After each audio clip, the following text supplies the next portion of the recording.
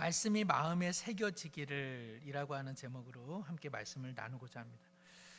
오늘 본문은 우리가 잘 아는 예수님의 공적 생애가 이제 시작되기 전의 이야기이죠.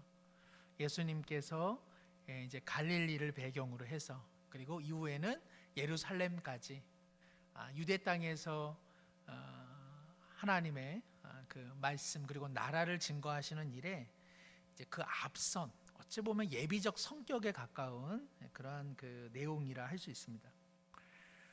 저는 야구를 좋아하는데요.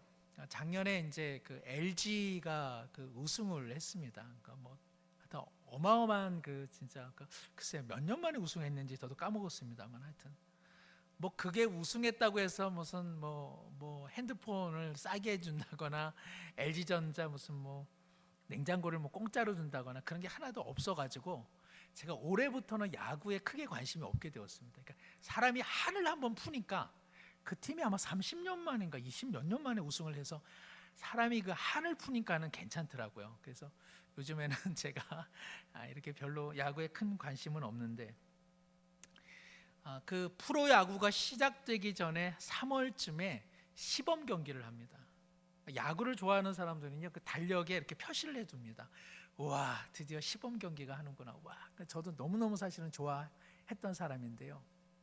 시범 경기에서 이게 1등하는 팀이요 정작 정규 리그에 가면은 꼴등을 합니다. 그거 참 묘해요.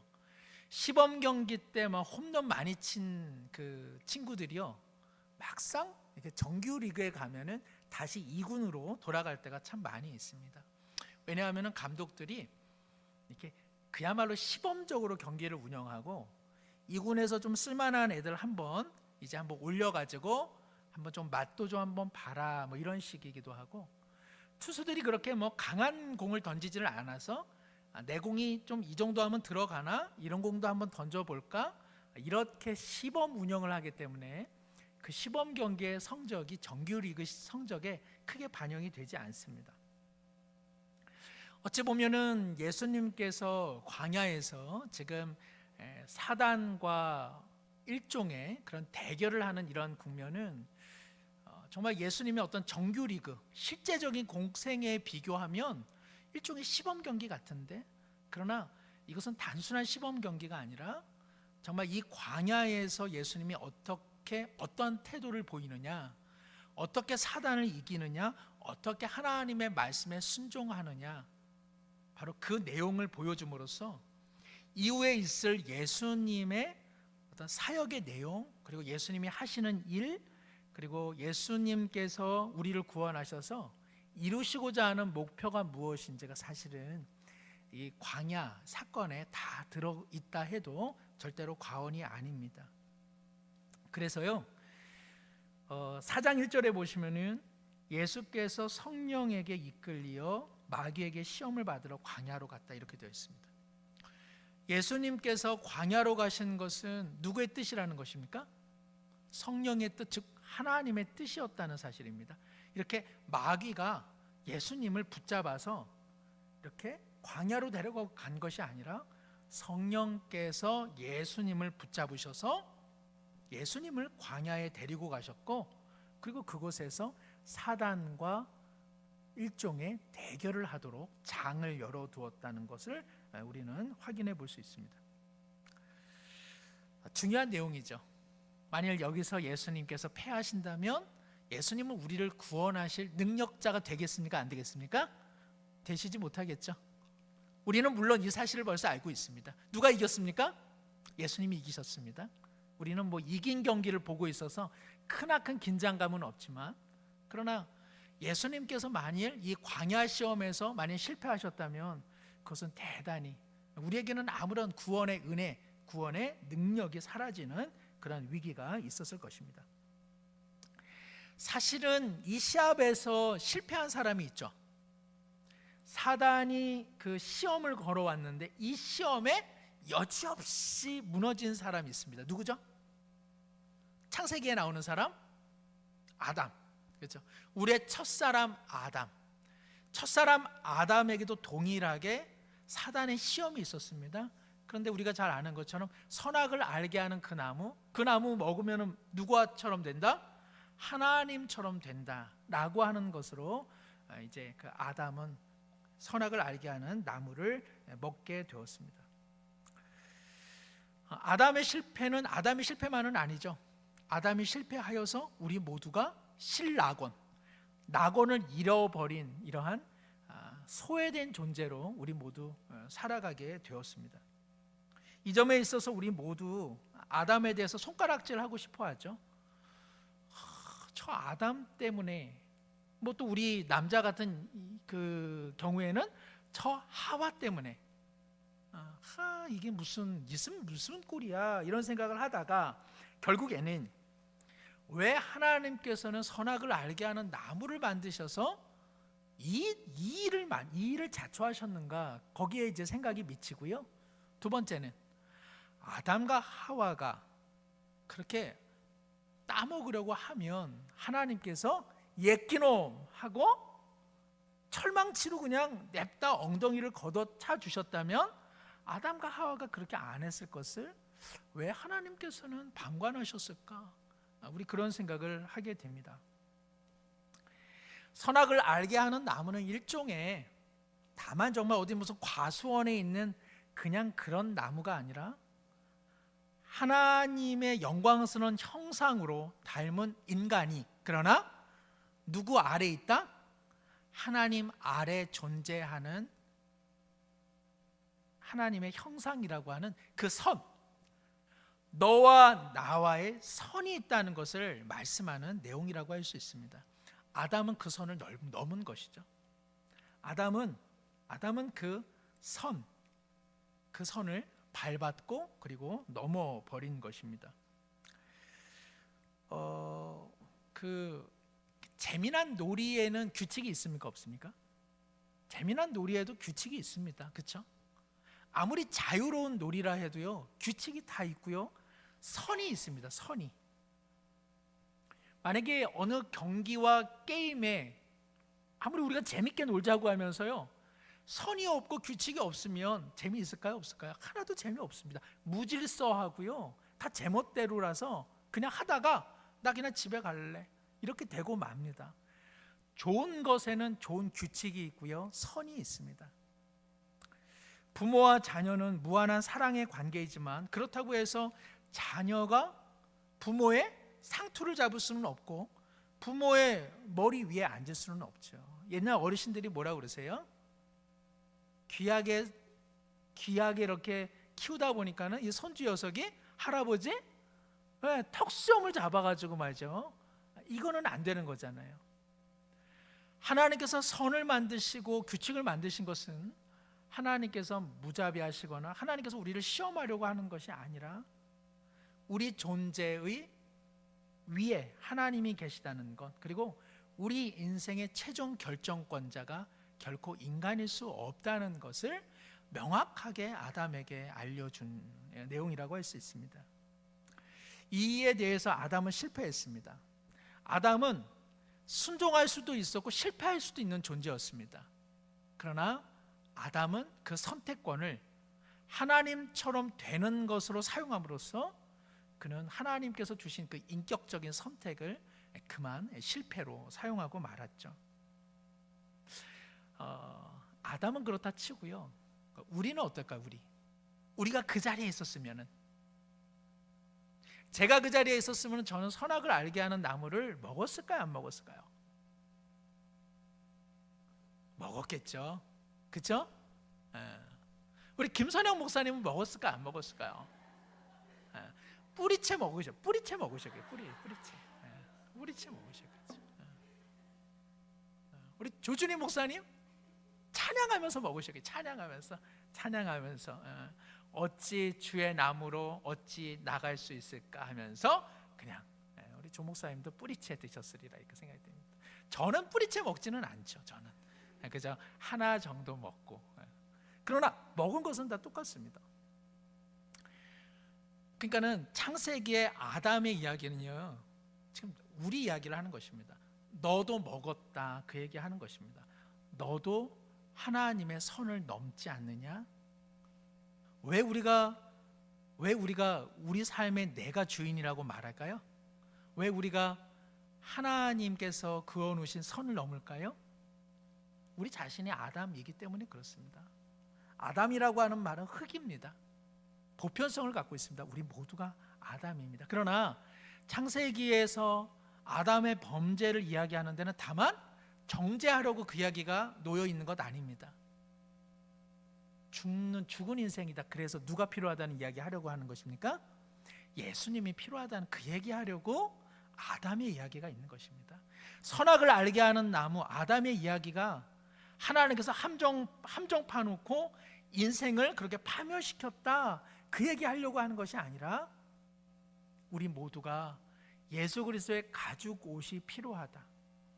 지금 우리 모두는 에덴에서 추방되어 광야 인생길을 살아가지만 하나님께서는 낙원에 추방되는 그 아담과 하와를 위해 가죽 옷을 입혔던 것처럼 우리에는 예수 그리스도의 옷이 필요한 존재다, 그 얘기하려고 창세기가 놓여 있는 것이고요, 그리고 아담의 이야기가 놓여 있는 것입니다. 자, 아담은 이 일에 실패했습니다. 다시 똑같은 일이 지금 벌어지고 있습니다. 제2의 아담, 새로운 아담이신 예수님, 그 예수님께서 지금 시험을 당하고 계시는데 우리 예수님께서는 이 시험을 첫 번째 아담의 실패와는 다르게 이겨내심으로써 우리는 제1의 아담이 아닌 제2의 아담에 속할 수만 있다면 우리는 저주로부터, 심판으로부터, 죽음으로부터 이제는 생명과 은혜의 자리로, 자녀의 자리로 옮겨질 수 있게 된 것이죠.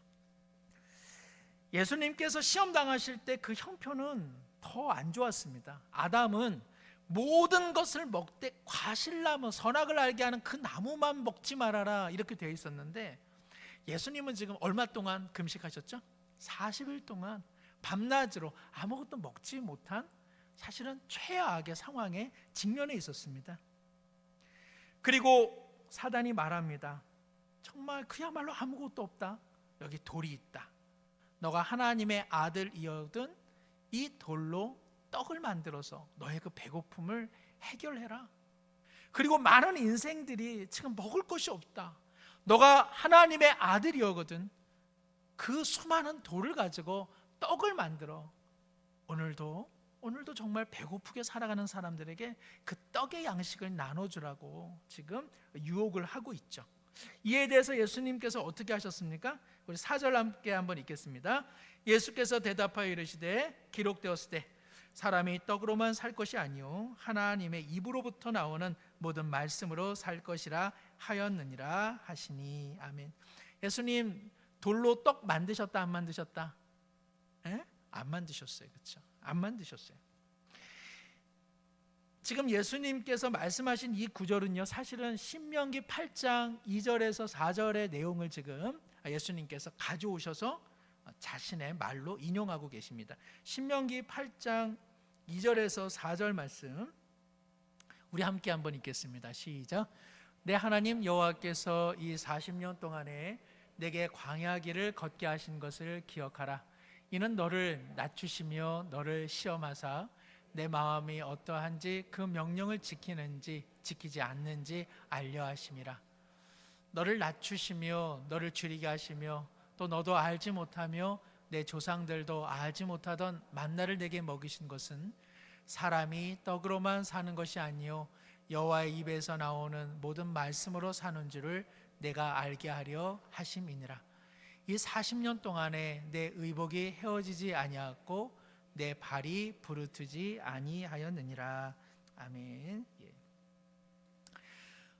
이제 그 모압 땅에서 이제 새로운 세대들이 가나안 땅으로 들어갈 때에 지난 역사를 회고하면서 모세가 출애굽했던 광야 세대는 끝내 가나안 땅에 들어가지 못한다 하면서 하나님께서 무엇을 주셨다? 40년 동안 하늘의 만나를 주셨다.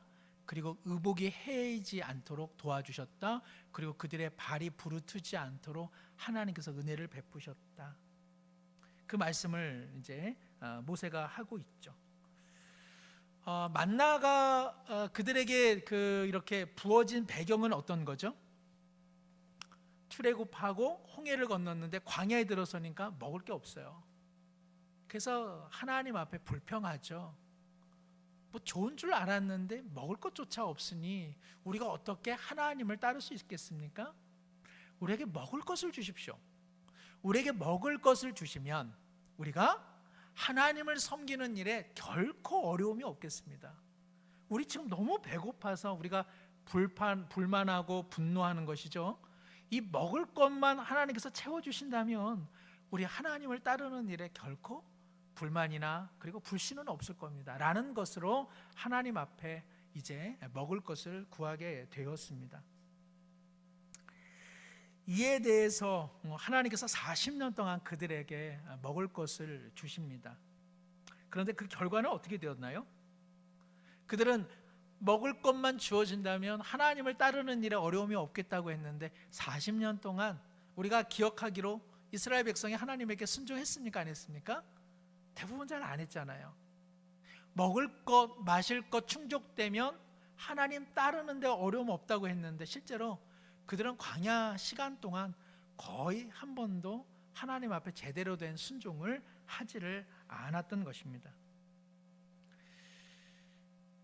신명기 8장에 하나님께서 만나를 주신 것은 너희들을 낮추고 시험하여 과연 너희들이 만나로 사는 존재인지 아니면 다른 존재로 사는 존재인지를 알게 하려 함이었다라고 하나님께서 말씀하고 계십니다.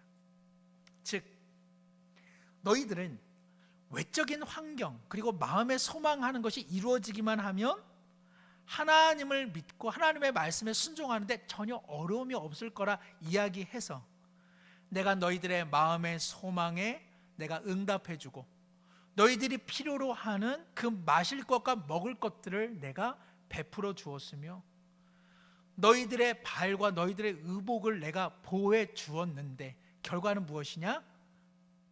결코 하나님의 말씀에 순종하지 않았다는 것입니다.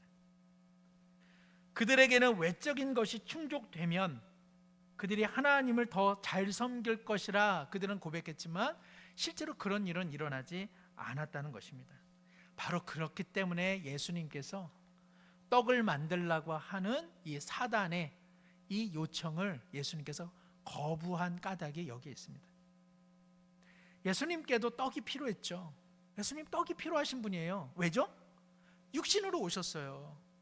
광야에서 40일 금식하는 거 예수님 정말 놀라운 의지와 노력으로 좀 버티고 있는 것이죠. 무슨 신적인 능력이 있어서 그냥 버티고 계신 것 아니란 말이죠. 떡이 필요합니다. 우리에게도 떡이 필요하죠. 그러나 예수님께서 떡보다 다른 것을 지금 말씀하시는 연유가 여기에 있습니다. 떡을 구하지 말라? 그런 뜻은 아닙니다. 이번 우리 여전도의 소풍 때 저는 정말 진짜 너무너무 그 떡이 맛있었습니다. 제가 이 짧은 이 반평생을 살아오면서 이렇게 떡이 맛있을 수가 있나. 그래서 떡을 제가 그날 한 7, 8개를 먹었던 것 같습니다. 앞서서 밥도 너무 맛있었습니다. 이제 밥을 해가지고 가는 과정 속 여러 가지 우여곡절이 있었고 제가 그것을 모른 척 했지만 저는 많은 것을 알고 있죠. 밥을 이번에 이렇게 평소에는 교회에서 하셨는데 이렇게 가져가시는 게 잘했던 것 같아요. 왜냐하면 날씨가 궂은 상태에서 저희가 자칫하면 정말 밥만 날르고 밥만 배분하다가 밥만 먹고 올 뻔했어요. 그런데 정말 맛있는 또 밥집을 잘 발견하셔서 우리가 또 맛있게 또 우리가 점심을 먹고 그 바람에 또 우리가 게임도 하고 그 짧은 시간을 얼마나 집약적으로 사용했는지 모르겠어요. 못 오신 분들은 모르죠. 그래서 참 좋은 시간이었다 그런 생각을 제가 많이 했습니다. 아마 그래서 그랬는지요. 제가 우리 아이 밥까지도 먹고 그리고 떡까지도 먹으면서 저는 너무나 배부른 시간들을 보냈습니다. 교회에서 어떤 일을 할 때는 과정이 중요합니다. 과정이 행복하고 복될 때에 우리는 그 사역이 또 그 결과가 좋은 것이죠. 그래서 우리는 그러한 모임들을 만들어 가는데, 그날 참 저는 정말 떡이 너무나 맛있어서 제가 이 본문을 보면서 그 떡 생각이 났고요. 우리 주님께서도 그 떡을 맛보셨다면 아마 이 돌멩이 중에 몇 개는 떡을 그 인절미를 만들지 않으셨을까. 광야 모래에다가 이렇게 콩가루처럼 이렇게 묻히셔가지고 그런 생각을 조금 해보았습니다. 예수님께서 떡을 거절하신 것은요, 떡이 필요 없다 그런 뜻 아닙니다.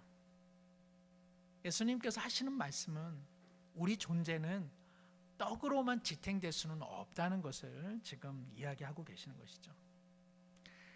하나님의 말씀 없이는 그 말씀에 대한 반응으로 우리는 사는 것이지, 다만 떡으로 존재할 수는 없다는 것, 그것을 다시 한번 말씀하고 계십니다. 사랑하는 성도 여러분, 우리를 살리는 것은 하나님의 말씀인 거 우리가 믿고 나니까 이 말씀 없이는 못 사는 거구나, 우리 모두 고백하게 되는 것입니다. 말씀이 없었을 때야 사는 것이 뭘로 살죠? 떡으로 사는 줄 알았죠. 그러나 우리 모두가 실은 떡으로 살지 못한다는 것을 우리 모두 알고 있습니다. 사실은 믿지 않는 사람들도 떡으로 채워지지 않는 우리의 공허함들, 이미 그 예수 그리스도가 없는 상태에 우리 모두 그 공허함을 가지고 있지 않습니까? 그러나 문제는 우리가 이렇게 예수님으로부터 채워지는 그 말씀이 있건만 우리는 때때로 다시, 예수님이 있어서 그럴까요? 우리는 마치 떡으로 사는 존재가 되는 경우가 종종 있죠. 한 사람이 온다는 것은 실로 어마어마한 일이다, 그의 일생이 오기 때문이다. 아주 명시로 알려져 있는 내용인데요. 이 시로 유명한 정현종 시인은요, 비스듬이라고 하는 시에서 이렇게 말합니다. 생명은 그래요, 어디 기대지 않으면 살 수 있나요? 공기에 기대고 서 있는 나무들 좀 보세요. 우리는 기대는 데가 많은데 기대는 것이 맑기도 하고 흐리기도 하니 우리도 맑기도 하고 흐리기도 하죠. 비스듬히 다른 비스듬히를 바치고 존재하는 이여. 우리 모두는요 다 비스듬히 누군가에 의지하여 살아가죠. 우리 지금 어디에 앉아 계세요? 우리 의자에 앉아 있잖아요. 우리 모두 의자에 잠시 의지하여 살아가고 있습니다. 보이지는 않지만 우리 모두 공기에 의존하여 살아가고 있죠. 오늘 하루도 내 힘으로는 못 사셨을 겁니다. 누군가가 해놓은 쌀, 누군가가 잘 해놓아 잘 기른 그 식물과 우리 야채를 먹고 오늘 한 날도 보냈죠. 사람은요 다 무엇인가 의지합니다. 우리는 그 의지의 근원이 하나님이신 것을 잘 알고 있습니다. 오늘이 그렇고요, 내일이 그렇습니다. 그리고 우리 가족이 그렇고 이 나라가 그렇고 일터가 그렇습니다. 하나님의 말씀, 하나님의 은혜 없이는 우리는 존재할 수 없는 것이죠. 우리는 떡이 필요하고요, 물이 필요하고요, 우리는 집이 필요하고요, 돈이 필요합니다. 그래서 우리는 복의 근원 되신 하나님께 집을 구할 수 있고요, 그리고 물을 구할 수 있고 떡을 구할 수 있습니다. 잘하는 것입니다. 왜냐하면 하나님께서 그 모든 것들의 주권자가 되시기 때문에 그렇습니다. 우리 모두 떡이 없다면 떡을 구하셔야만 하고요, 우리 모두 돈이 없다면 돈을 구해야 됩니다. 우리 모두 물이 없다면 물을 구해야 되고요, 우리 인생에 신발이 없다면 우리 하나님 앞에 넉넉히 구해야 되는 것입니다. 그러나 그것만은 아닌 것이죠. 우리에게 돈이 있건 없건, 우리에게 떡이 있건 없건, 그리고 그것이 주어지지 않더라도 우리는 영원히 사모하고 구해야 될 것은 하나님의 말씀을 우리 심령 깊은 곳에 모시는 일이었습니다. 왜 이스라엘 백성이 실패했는지, 왜 하나님께서 아브라함을 통하여 이삭과 야곱과 모세를 통하여 왜 이스라엘 백성을 출애굽시켰느냐, 새로운 구원의 공동체를 만들기 위한 것이었는데 왜 그러면 그들은 실패했느냐? 그들은 양식은 모셨고 그리고 그들은 물은 마셨지만 무엇을 마음에 모시지 않았습니까? 하나님의 말씀을 모시는 일에는 그들이 실패했기 때문에 그렇습니다. 생명이 그들을 연장시키는 것이 아니라 하나님의 말씀과 그 순종이 그들의 삶을 붙잡는 것임을 그들이 미처 깨닫지 못했던 것이죠. 사람은 떡이 있으면 바로 옆 사람을 둘러보고 저 사람은 무슨 떡을 먹나? 저 사람은 콩떡을 먹나? 바람떡을 먹나? 개떡을 먹나? 인절미를 먹나? 저 사람은 무슨 떡을 먹나? 거기에 관심이 있고요. 저 떡은 맛이 어떤 떡일까? 내 거보다 혹시 더 맛있는 건 아닐까? 그 맛에 대한 관심이 있습니다.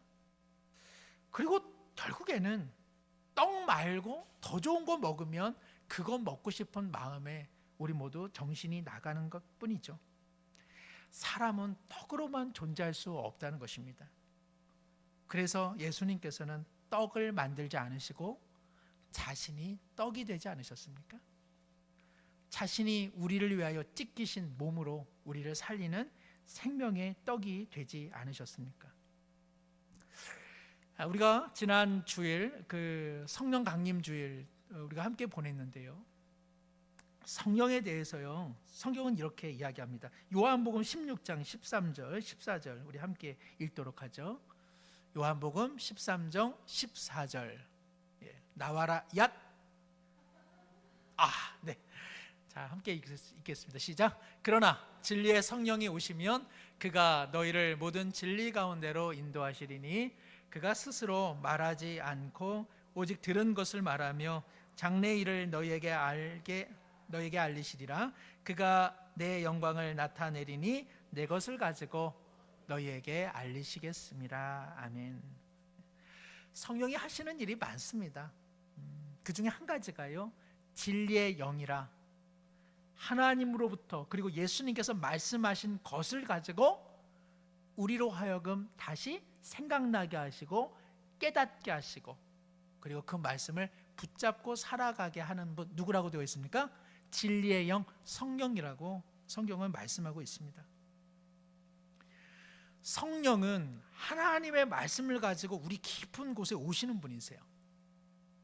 그런데 성령이 오시기 전에 먼저 해결돼야 될 것 하나 있습니다. 성령은 거룩한 분이십니다. 죄가 해결돼야 돼요. 죄가 해결되기 위해서는 먼저 돼야 될 일, 그것이 바로 예수 그리스도의 십자가의 죽으심입니다. 예수 그리스도의 십자가의 죽으심 이후에 성령이 임하신 까닭이 여기에 있습니다. 예수 그리스도께서 십자가를 통하여 하나님과 원수된 우리 죄의 담벼락을 허무셨습니다. 이를 통해서 비로소 성령께서 하나님의 거룩한 말씀을 가지고 우리 안에 들어오신 것이죠. 성령께서 우리 가운데 행하시는 아주 중요한 일은요, 새로운 생명, 새로운 믿음의 사람을 만들어내는 일인데, 그것은 뭘로 안 된다? 그것은 떡으로는 안 된다는 것입니다. 그것은 생명의 말씀뿐이라 성경은 이야기합니다. 성령이 하시는 일은요, 하나님의 말씀을 우리 마음 깊은 곳에다가 새기는 일을 하고 계십니다. 이스라엘 백성의 실패는 무엇이냐? 그 하나님의 말씀이 십계명 돌판에는 세워졌는데 어디에는 세워지지 못했습니까? 이스라엘 백성의 마음판에는 새겨지지 않았습니다. 왜요? 그들의 마음판이 화강암 같고 그리고 금강석 같았기 때문에 그렇습니다. 그래서 금강석 철필로 아무리 새길라 해도 이스라엘 백성의 마음이 화강암 같아서 결코 하나님의 말씀이 새겨지지 않았다고 성경은 이야기하고 있습니다. 예수님께서 우리를 구원하신 것 다만 죽어 천국 가는 것에 있지 않고 성령께서 우리 마음에 그 말씀을 가지고 와서 우리가 말씀에 순종하는 새로운 하나님의 백성 되게 하는 것, 여기에 바로 삼위일체 하나님의 놀라운 뜻이 담겨져 있습니다. 저는 초등학교 때에 결국에는 좋지 못한 습관이었죠. 이제 오락실을 가야 되는데 항상 이제 어머니가 동전 지갑을 놔두고 가셔가지고 어머니가 이렇게 딱 나가시면은 재빨리 화장대에서 동전 그 지갑을 싹 열어가지고 100원짜리 한 4-5개를 싹 가지고 어머니가 시장에서 오실 타임이 한 30분이겠다 그러면 나도 이제 오락실 가서 한 30분 정도 이제 오락을 하다가 이제 집으로 오고는 했습니다. 지금 생각해 보면 뭐 그럴 수 있죠. 근데 그때는 그것이 상당히 이제 어머니를 속이는 일이다 생각해서 마음에 가책이 있기는 했었습니다. 그렇게 그날도 어머니가 시장을 가실 때 이제 동전 지갑을 열어가지고 아이고 오늘은 몇 개를 가져가야지 좋을까, 몇 개를 가져가야 우리 어머니가 모를까 이런 생각을 하는데 어머니가 문을 확 여는 거예요. 야, 너 왜 엄마 동전 지갑 건드냐? 근데 제가 그때 그게 너무나 당황스럽기도 하고 수치스러워가지고 제가 그냥 눈물을 흘리면서 엄마 죄송해요 막 그랬던 적이 있었습니다. 엄마가 그냥 그것을 제 기억으로는 아주 그냥 따뜻하게 다음에는 그러지 말아라. 어머니는 제가 그 돈 가지고 이제 오락실 가는 거는 모르셔가지고 그 정도에서 마감이 되었습니다만은 그 사건 이후로는 제가 다시는 이제 어머니 그 지갑에 손을 대지를 않습니다. 뭐라고 할까요? 그 작은 사건 하나가 제 마음에 상당히 마음 깊은 곳에 각인이 되었습니다. 그래서 다시는 내가 어머니에게 돈을 달라고 하면 하지 내가 손을 대서는 안 되겠다 하는 것이 그때 아주 자연스럽게 제 마음에 이렇게 새겨졌던 기억이 있습니다. 아마 우리 성도님들께서도 삶에 이것만은 지켜야 되겠다라고 하는 것들은 대부분 마음에 새겨진 것들일 것입니다. 그것이 마음 깊은 곳에 어떠한 이유로 새겨졌기 때문에 무슨 일을 할 때 내가 이거는 안 해라고 하는 데는 그 내용이 그야말로 마음판에 새겨져 있기 때문에 그렇죠. 우리가 신앙생활을 하면서 하나님의 아름다운 뜻 그 어떤 것 중에도 지켜내는 것들은 대부분 내 마음 깊은 곳에 새겨져 있기 때문에 그렇습니다. 그러나 몇 가지만으로는 부족하다는 것입니다. 그럴 것 같으면 성령께서 우리 안에 오셨다가 몇 가지 요구사항 새겨놓고 떠나실 것 같은데 우리 성령께서는 우리 끝날까지 함께 하시겠다고 얘기하십니다. 여러 가지 이유가 있죠. 우리를 보호하시고 우리를 도우시고 우리에게 힘주시고자 성령께서 우리 안에 계십니다마는 성령께서 끝날까지 변함없이 하시는 일 뭐죠? 하나님의 말씀을 우리 마음판에 새겨 넣는 일을 끊임없이 하고 계시다는 사실입니다. 오늘 우리 매일 성경 사도행전 본문 말씀인데요. 베드로가 그렇습니다. 베드로가 사도행전 본문 속에서 그가 9장 10장에서 고넬료 즉 이방인을 받아들이라고 하는 하나님의 뜻을 그가 부여받습니다. 베드로는 어떤 사람이죠? 산전수전 다 겪지 않았습니까? 예수님 누구보다도 옆에서 따랐고요.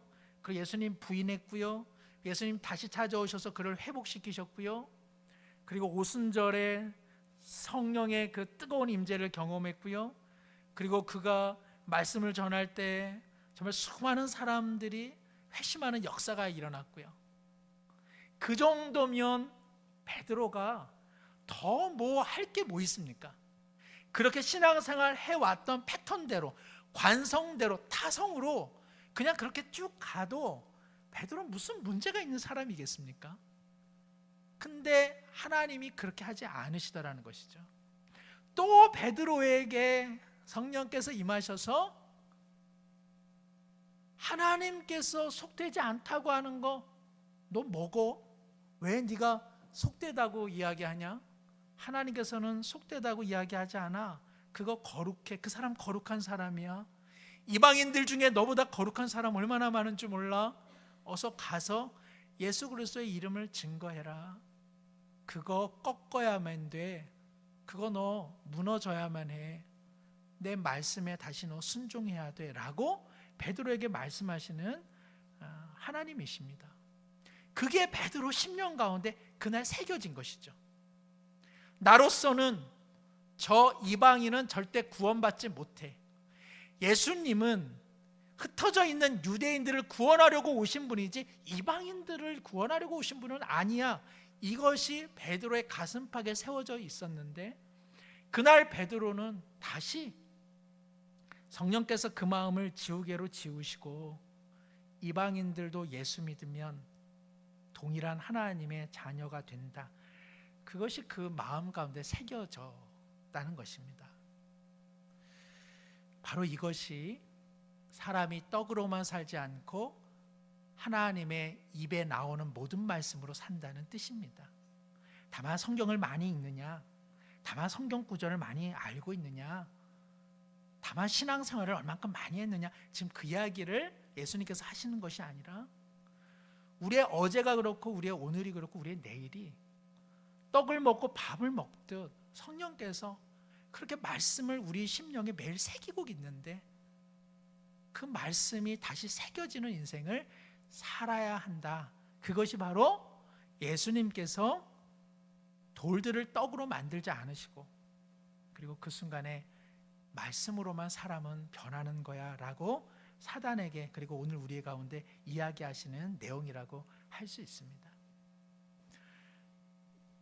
하나님께서 우리를 변화시키는 일은요, 우리 마음에 하나님의 말씀을 새기는 것으로 우리를 변화시킵니다. 우리 마음의 말씀이 새겨지지 않고 우리 마음이 화강암처럼 금강석처럼 딱딱하면 그러면 우리는 떡으로만 사는 존재가 되고 마는 것이죠. 그러나 성령 하나님께서는 우리 가운데 내주하셔서 계속 지금 말씀을 새기고 있습니다. 우리는 어떻습니까? 이미 우리 마음판에 공책이 다 꽉 차 있어가지고 뭐 더 새기실 게 없어요 하고 성령님을 우리는 물리치고 있는 것은 아닌지요? 성령은 인격적인 분이십니다. 하나님은 인격적인 분이십니다. 우리가 더 이상 저는 이 정도면 됐어요 라고 하여 우리 마음의 공책을 덮으면 성령께서 기록하실까요? 안 하실까요? 기록을 더 하지 않으십니다. 오냐, 너는 여기까지구나.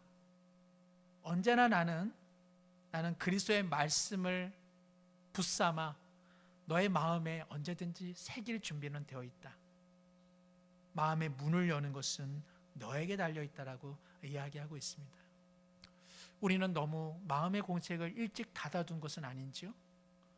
우리는 너무 우리 마음을 화강암처럼 단단하게 둔 것은 아닌지 우리는 다시 한번 살펴볼 필요가 있습니다. 이제 우리 사랑방 합니다. 오늘도 우리 순장님들 함께 말씀의 내용을 나누고자 합니다. 우리 사랑방 가운데 정말 성령께서 임하셔서 하나님의 말씀, 예수 그리스도의 그 말씀이 다시 우리 마음에 새겨지는 그러한 사랑방의 은혜의 시간이 되기를 다시 한번 사모합니다. 기도하겠습니다. 하나님 아버지, 우리는 육신과 영혼으로 지음을 받았기에 반드시 떡이 필요하며 물이 필요한 존재임을 우리 하나님 잘 아십니다. 그리하여 출애굽한 광야 이스라엘 백성에게 하나님께서는 고기를 먹이시고 만나를 먹이시고 그리고 물을 공급하셨으며 저들에게 의복을 그리고 저들의 발이 부르트지 아니하도록 아버지의 마음, 어머니의 마음으로 다스려 주셨습니다. 아버지, 우리 가운데 물과 떡이 필요한 자들 있거든 하나님 앞에 언제든지 얼마든지 구하게 하여 주시옵소서. 응답하시며 우리의 가난한 삶을 돌보시는 하나님의 은혜를 우리 모두 경험하게 하여 주시옵소서. 그러나 하나님께서는 우리의 떡을 위하여서만 존재하는 분 아님을 우리는 잘 알고 있습니다. 우리의 삶은 떡으로만 채워지지 않음을 우리는 알고 있습니다. 하나님의 말씀으로 우리는 구원받았으며 하나님의 말씀이 우리 마음판에 새겨짐으로 우리는 좀 더 하나님 자녀다운 인생을 살아가고 있습니다. 아버지여, 우리의 마음판, 우리 마음의 공책을 일찍 닫아두는 자 아무도 없게 하여 주시옵소서. 마지막 순간까지 성령이 기록하시는 말씀을 받아들인 베드로처럼 바울처럼 하나님 아버지, 우리 그 말씀이 떡이 되어 그 떡된 말씀을 먹고 사는 우리 모두가 되게 하여 주시옵소서. 사랑방 새롭게 시작할 때 우리 모든 성도님들이 말씀에 대한 사모함이 있게 하여 주시고 우리의 모임 가운데 성령께서 임하심으로 주님의 말씀이 들려지고 그 말씀을 깨달아 그 말씀이 서로의 마음판에 생명의 보혈로 기록되어지는 은혜가 있게 하여 주시옵소서. 예수님의 이름으로 기도드리옵나이다. 아멘.